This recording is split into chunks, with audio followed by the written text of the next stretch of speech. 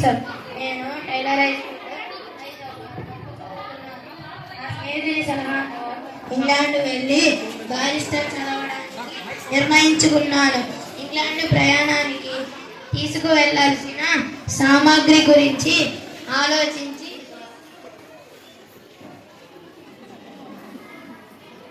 జాబితా తయారు చేసుకున్నాను.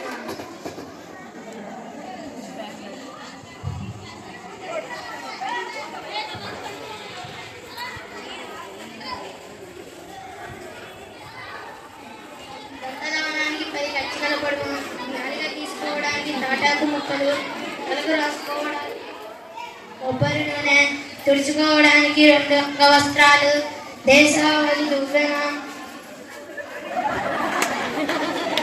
బొట్టు పెట్టుకోవడానికి కొబ్బరి చిప్పలో కొంచెం చాదు, నీళ్లు తాగడానికి చెరుకు, రొట్టెలు కాల్చుకోవడానికి గోధుమ పిండి, నెయ్యి, కిరసనాయిలు, స్టవ్, అట్ల బెల్లము, ఆవకాయ, పడుకోవడానికి నరసరావుపేట మడత మంచం, నారిక పండు శాలువా, బొంత ఇవన్నీ ఒక పెట్టెలో పెట్టి ఇంగ్లాండ్ బయలుదేరాను.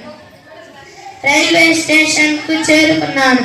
ఒకరినొకరు తోసుకుంటూ రైలు ఎక్కేలోపు నా తలపై సామాన్లు వెనక వచ్చే వారిపై పడిపోయాయి. అతి కష్టం మీద రైలు ఎక్కాను. నా సామాన్లు పైన పెట్టుకున్నాను. హఠాత్తుగా రైలు కదిలింది. నా వెనుక కూర్చున్న ఆడమనిషిగా పడిపోయాను. అక్కడ ఉన్న వాళ్ళంతా కడుపుగా నవ్వారు. పెట్టె బల్లపై పెట్టాను. దాని కింద మడత మంచం పెట్టాను. దాని మీద చాప పెట్టాను. అక్కడ ఒక చైను ఇవన్నీ పడకుండా చేతాడుతో లాగి బిగించి కట్టాను. అంతే, రైలు ఆగింది. అంతలో 2 గార్డులు వచ్చి ఎందుకు ఈ సామాన్ కట్టావు అని అడిగారు. రైలు కుదుపుకు జాగ్రత్త కోసం కట్టాను అని అన్నాను. ఈ చైను లాగితే రైలు ఆగుతుంది, అందుకని 50 రూపాయలు జరిమానా ఇమ్మన్నారు. నా దగ్గర లేవు అని